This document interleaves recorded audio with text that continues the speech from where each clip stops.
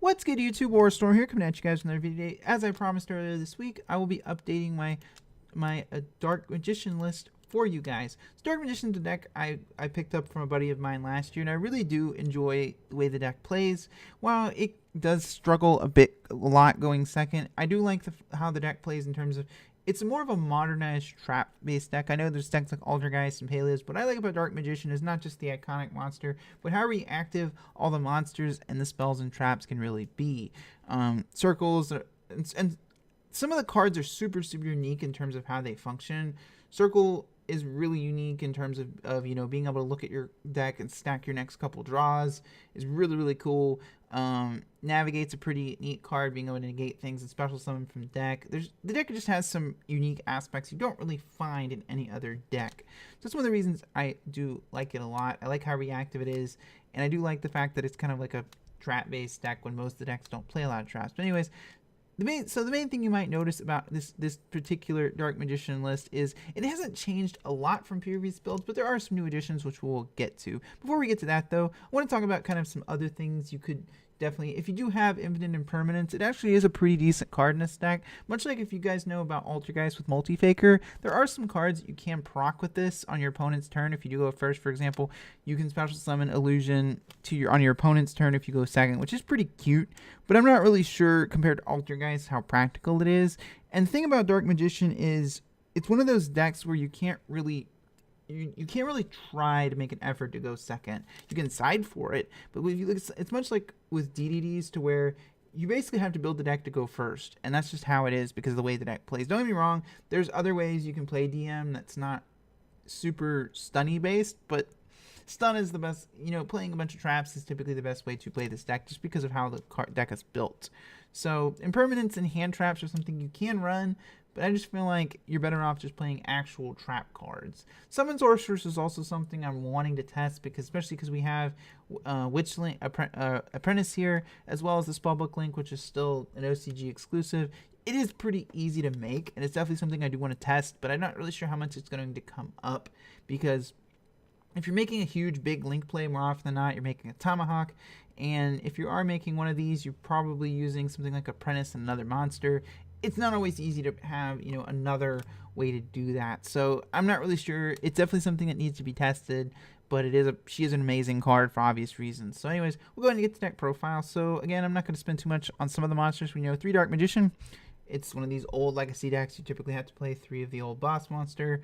Then 3 Magician's Rod. Rod is your basically search card. Whenever it's normal summon, it can search a spell or trap card that lists Dark Magician in its text, and on your opponent's turn, it contributes a spellcaster after a spell effect is activated to add itself back to your hand. So that's the main thing is with this card, is that now that we have more link monsters to actually get it off the board, it's not necessarily an issue to get it even loaded up in the graveyard in the first place. I do think the card is most important, and you definitely want to max out on it.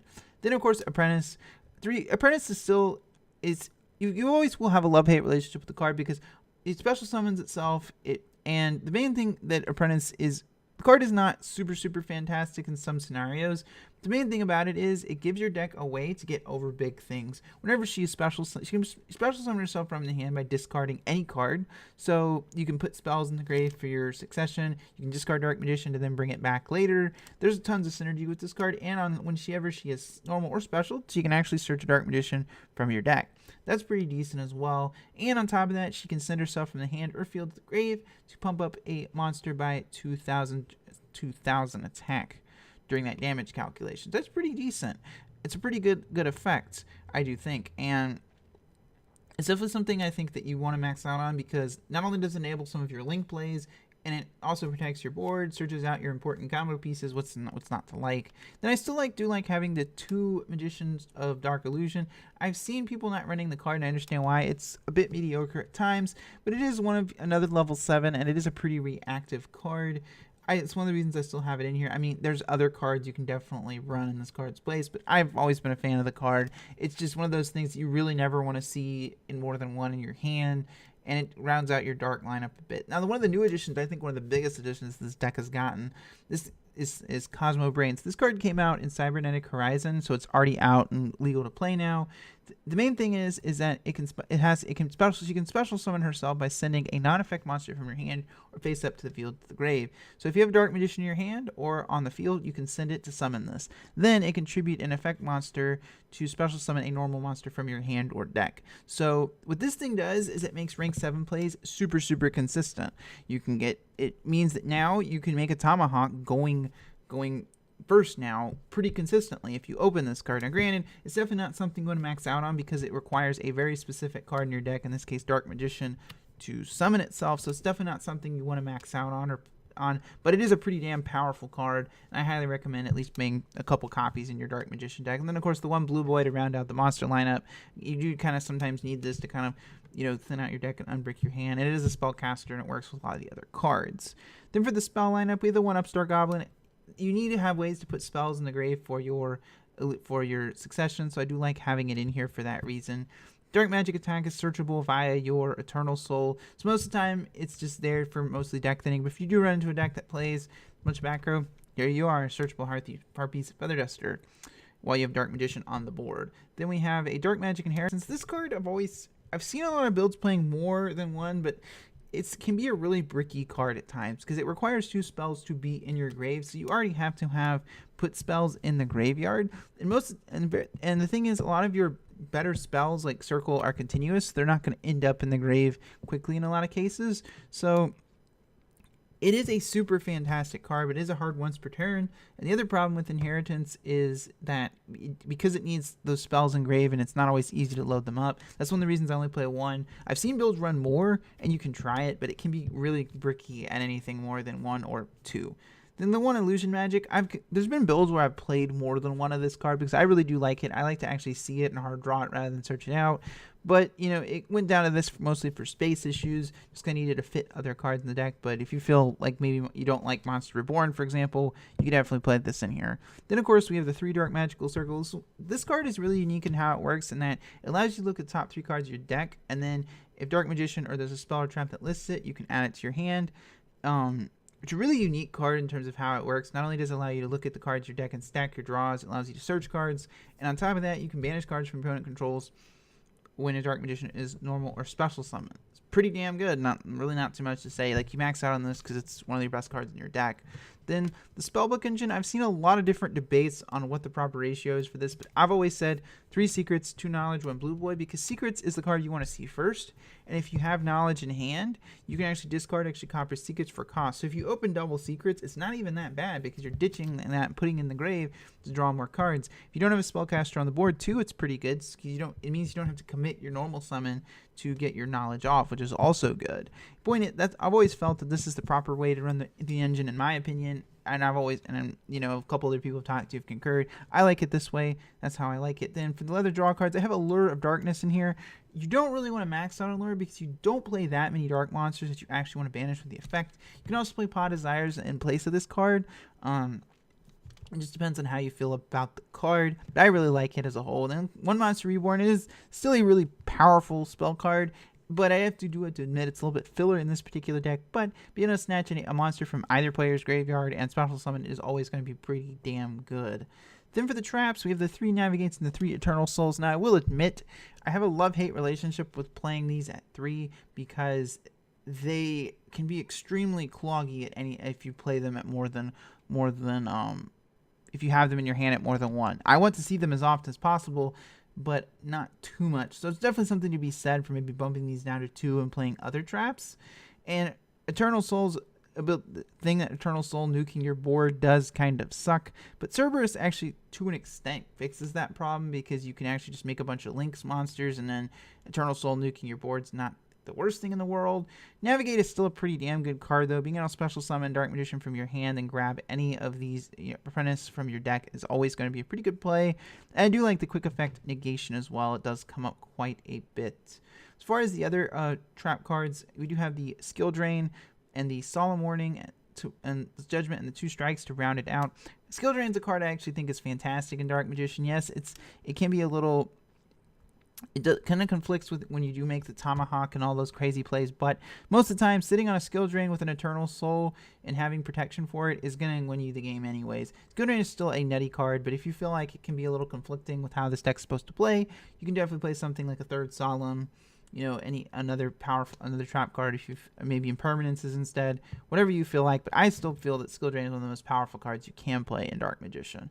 The solemns are really helpful for this deck because it keeps you. Dark Magician doesn't have big monsters by nature, so you need ways to kind of get those big monsters out of the way before they hit the board. That's one of the reasons I do like having them in. Your Judgment in particular is really good. Yeah, the life points, but life points don't matter. We all know that. Then for the extra deck, now I will admit most of this deck is the extra deck is, you don't really touch the extra deck as much in DM really, but I kind of like having the option. So for the rank 7, I do have the 1 Ebon Illusion Magician. I still feel like this card is pretty damn strong in that you can grab any of your spellcasters from the deck, banish cards, what's not to like. Being able to grab Dark Magician from the deck after, you know, making a rank 7 is good. However, the main thing you're going to be making, let's be real, most of the time is your Tomahawk here. Being able to summon 5 tokens for link summoning is just really, really obnoxious and dumb. And you'll see from the extra deck, most of the extra deck is primarily focused on using Tomahawk. Again, you have the room in Dark Magician, so you can kind of get away with playing a lot of, you know, link monsters. That's how I personally feel this is how it should be built, at least. You can, if you want to play other rank 7s, Red Ice Flare Metals can be very good in some matchup as well. A lot of decks just have a lot of trouble dealing with it. But again, now that we have things like Nightmare Unicorn, something like Flare Metal I think isn't really long for this world in most cases. Most decks can probably pump it, most relevant decks can usually pump out a Unicorn to get rid of it before they would take too much damage, but I do think it's a pretty good card, and if you get your opponent low on life, it's an option as well. But anyways, for the rest of the extra deck, the Nightmare package in form of Unicorn, Nightmare, Cerberus, Goblin, and Griffin. Griffin is the one I put in, but it is a debatable slot. However, Griffin does put a lot of pressure on most decks because if they can't use their monster effects, that's going to put them in a pretty decent predicament. And being able to reset your Dark Magician spells and traps is pretty good. Cerberus is being able to protect your board from Eternal Soul is fantastic, and Phoenix clear back row and protects your monsters from battle. Unicorn is also good because it gives you another link 3 to make after you make your initial Tomahawk plays, and it's being able to spin cards is good. And of course, Goblin giving that extra normal summon. Again, this deck loves normal summons with these 4 monsters, so it's pretty damn fantastic. I personally like having the whole suite in here, but Griffin is definitely the one you could probably negotiate if you feel like it. I don't have Firewall in here because this deck doesn't have a huge monster count. And so you would primarily be using Firewall for its defensive effect, and most of the time these guys alone will get the job done anyways, along with some of the other monsters I play. They have the Link Spiders. I've found a lot in testing that you actually do need more. Link Spider you do need multiple Link Spiders to do a lot of the Tomahawk combos in my testing, so that's why I have them in here. And then Genius is there again. This is the initial link you make for the Tomahawk combo because it has 2 down arrows and all the tokens and Tomahawk are machines. So then after that you have 4 tokens to mess with and make combos. That's actually can be really strong as well. Being able to, for example, make a Link Spider, then use the token in that to summon a Goblin underneath it, and then normal summon again is pretty dang good. And there's a lot of really good things that this thing does for the deck. And on top of that, its negation effect can be pretty useful in some scenarios as well. It's also unaffected by anything that's not a Link monster, but granted, we have things that can get rid of that nowadays. Probably my favorite monster extra deck actually in testing, though, is Topologic Bomber Dragon. So because the Dark Magician has multiple ways to summon monsters on the opponent's turn, Topologic Bomber Dragon is absolutely fantastic. So whenever something's summoned to its zone, it nukes everything that's in the main monster zones.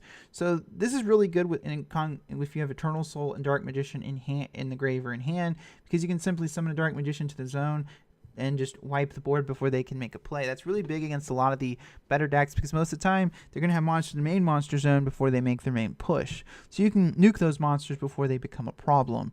That's the main thing I really like about Topologic Bomber Dragon. And on top of that, when it attacks, it does damage, which is really good when you're going into time.